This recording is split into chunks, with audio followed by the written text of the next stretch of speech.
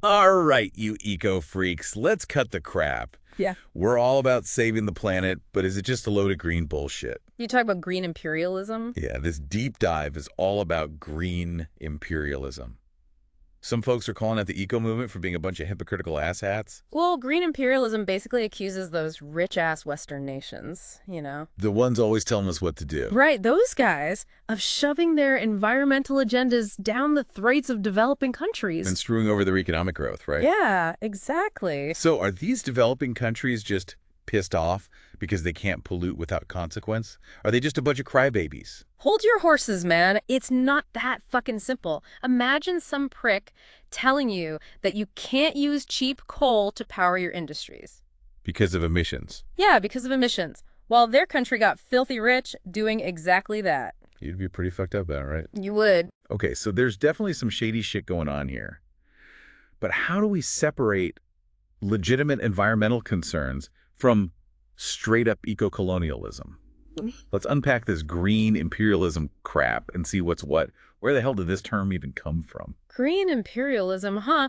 Well, believe it or not, it's got a pretty wild history. This guy, Richard Grove, he first used it way back in 1995. Okay. But get this, he meant something completely different. No way, really? Seriously. Back then, he was talking about how tropical islands, those beautiful places. Like paradise? Yeah, exactly. How they influenced European environmentalism. So basically he was saying these islands inspired Europeans to care about nature. Exactly. Now it's used to criticize that very same movement. Talk about a fucking plot twist. So the term's done a complete 180. That's confusing as shit. Give us a concrete example of this green imperialism in action. Okay, let's talk about the European boycott of Malaysian timber back in the late 90s. Timber, like wood. Yeah, like wood. The Europeans were all up in arms about deforestation. But Malaysia's prime minister at the time, this guy Mahathir Mohamad, he basically told them to shove it. What did he say? He argued that developing countries need to use their resources, like timber, to grow their economies. He said those boycotts reeked of hypocrisy, and honestly, he had a point. It's like they're saying, do as I say, not as I did. Yeah. Right? Total bullshit. Exactly. Europe had their industrial revolution, they got to chop down all their trees, and now they're trying to stop others from doing the same. So it's one rule for them and another for everyone else. And it's not just timber. The EU's palm oil ban and biofuel regulations have also been slammed as eco-imperialism by countries like Malaysia. Palm oil, that shit's in everything.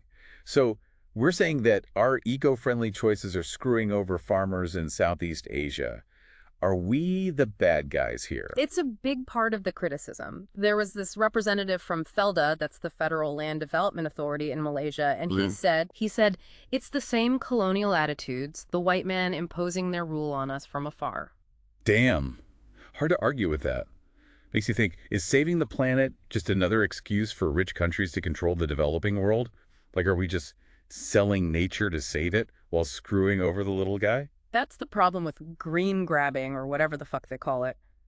Commodifying nature for environmental goals often ignores the needs and rights of local communities. Give us an example we can wrap our heads around. Okay, take the Ouarzazate solar power station in Morocco. Massive project, built on pasture land without even talking to the people who relied on it. No way. And guess what? Some of that energy gets shipped off to Europe.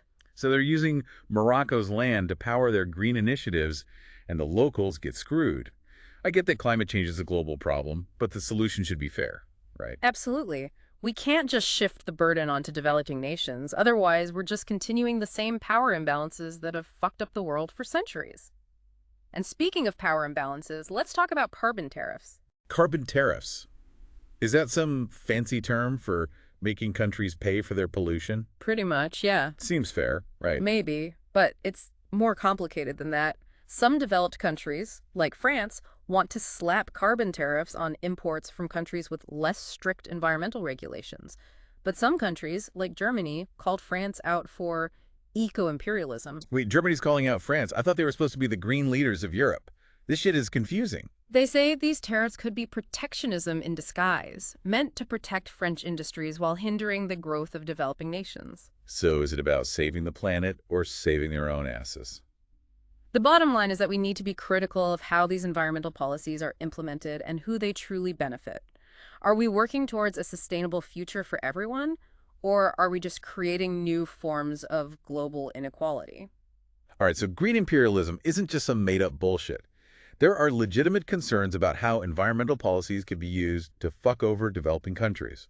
That doesn't mean we abandon environmentalism altogether, but we need to be aware of the power dynamics at play. It's not just about saving the planet. It's about doing it fairly for everyone, not just the rich asshats.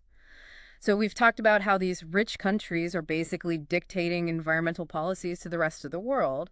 But what's crazy is that sometimes these policies backfire. You mean they end up hurting the very people they're supposed to help? Yeah, like you mentioned biofuels earlier. Yeah, that seems like a prime example of this green shit going sideways. It sounds great on the surface, right? Turning plants into fuel, getting off fossil fuels. Yeah. But the reality is it's a fucking mess. Okay, walk us through this biofuel bullshit. What's the problem? The problem is we're using land to grow crops for fuel instead of food. Ah, I see. It's competition for resources. And guess who loses? The people in developing countries who are already struggling to put food on the table. So instead of filling up our gas tanks, we're taking food out of people's mouths. That's fucked up. It's a classic example of how good intentions can go to shit. Especially in places where food security is already a major issue. Exactly. And let's not forget about the deforestation caused by clearing land for these biofuel crops. So much for saving the rainforest, right? Exactly. We're cutting down forests, which releases a shit ton of carbon into the atmosphere, all to grow crops for fuel that's supposed to be green. Like trying to put out a fire with gasoline. It blows my mind how often these green initiatives backfire. Makes you wonder if anyone's actually thinking this shit through. There's a huge disconnect between those ivory tower policymakers and the reality on the ground. They're pushing biofuels as a quick fix without understanding the complex social, economic, and environmental consequences. It's like they're living in some eco-fantasy land where everything is perfect. While ignoring the mess they're creating elsewhere. Right. And it all circles back to who's responsible for cleaning up the mess we've made with carbon emissions. So who is responsible? Well, the West has been polluting the planet for centuries, and now they're pointing fingers at developing countries for trying to catch up. Yeah, developing nations are saying they have the right to grow their economies, even if it means higher emissions in the short term. Right, they're just trying to improve their lives. Why should they be penalized for something the West is responsible for? That's the heart of the Green Imperialism argument. Okay. It's seen as a way for developed countries to maintain their economic dominance while forcing others to bear the burden of environmental responsibility. So we're stuck in this cycle of destroying the planet while arguing about who's to blame. Is there any way out of this mess? There has to be a way to balance environmental protection and economic development. I hope so. We need to stop pointing fingers and work together to create a more sustainable future for everyone. That's easy to say, but people are struggling just to survive. It's a lot harder to think about saving the planet when you're worried about putting food on the table. That's why it's crucial to listen to the people most affected by these policies, especially in developing countries.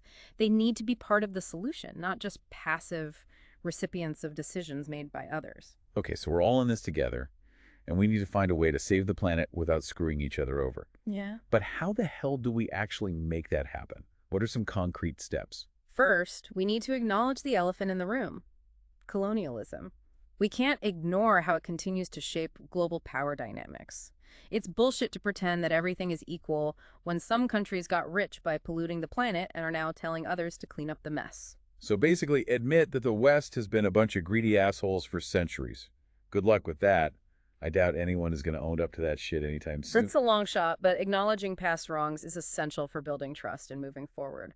We need to stop playing the blame game and find some common ground. Okay, I get that. But what about the practical stuff? How do we help developing countries transition to more sustainable practices without destroying their economies? That's where things get interesting. Instead of punishing countries for polluting, we need to support them in cleaning up their act. What does that look like? This means things like sharing technology, providing financial assistance, and helping them build capacity. So instead of carbon tariffs, we give them a helping hand. That's expensive. Think of it as an investment in our collective future. Climate change is a global problem that demands a global solution. If we want to tackle this thing effectively, everyone needs to be on board and equipped to contribute. I'm starting to get the bigger picture here, but let's be real. Are developed countries really going to put their money where their mouth is? History isn't exactly full of examples of their generosity. It's a valid concern. We've seen a lot of broken promises and unfulfilled commitments when it comes to international aid. Right. But I think the urgency of the climate crisis might be the kick in the ass we need to see some real change. I hope you're right, because if we don't figure out a way to work together, we're all fucked. Exactly. This isn't just about saving the planet, it's about saving ourselves. And that requires a fundamental shift in how we think about development, sustainability, and global cooperation. Okay, we've thrown a lot of information at our listeners today. Let's take a breather and come back with some final thoughts on this whole green imperialism mess. Okay, welcome back to the show, you eco-warriors. We've been talking about this whole green imperialism thing, and frankly, it's got my head spinning. Yeah, it's complicated as hell. There are no easy answers. So where the fuck do we go from here? How do we save the planet without screwing over developing countries? Well, we need to be more transparent about how these policies impact developing nations. You mean no more bullshitting? Exactly. We can't just pretend everything is fine. We need to have honest conversations about the potential downsides, and those conversations need to include the people most affected by these policies. You keep saying include the voices, but how do we actually do that? Are we sending out surveys to villages in the Amazon? Not exactly, but there are ways to make sure those voices are heard. Okay, like what? We can support grassroots organizations, partner with local communities, and make sure that international agreements and policies are developed with their input. So basically, stop acting like we know what's best for them and actually listen to what they have to say. Exactly. Okay, that makes sense. Yeah. But let's be real. There are some powerful motherfuckers who benefit from the way things are now. True. Can we really shift that balance of power? It's gonna be an uphill battle, but change is possible. Mm. Look at the progress we've made on things like climate justice and indigenous rights. People are starting to wake up and demand better. So you're saying there's hope? There's always hope. We can support sustainable businesses, invest in renewable energy, and hold our governments accountable for their actions. It's about creating solutions, not just complaining about the problems. All right, I'm feeling a little more optimistic now. Any last words of wisdom before we wrap this up? Remember, saving the planet isn't just about reducing our carbon footprint. It's about creating a fairer world where everyone can thrive. Damn, that's some deep shit. All right, folks, that's a wrap on our deep dive into green imperialism. Hopefully you learned something today. Yeah, and hopefully it sparks some critical thinking about how we can create a better future for everyone. And remember, the next time you hear some politician or CEO talking about saving the planet, take a good hard look at who's really benefiting. Because sometimes green is just another word for greed. Peace out.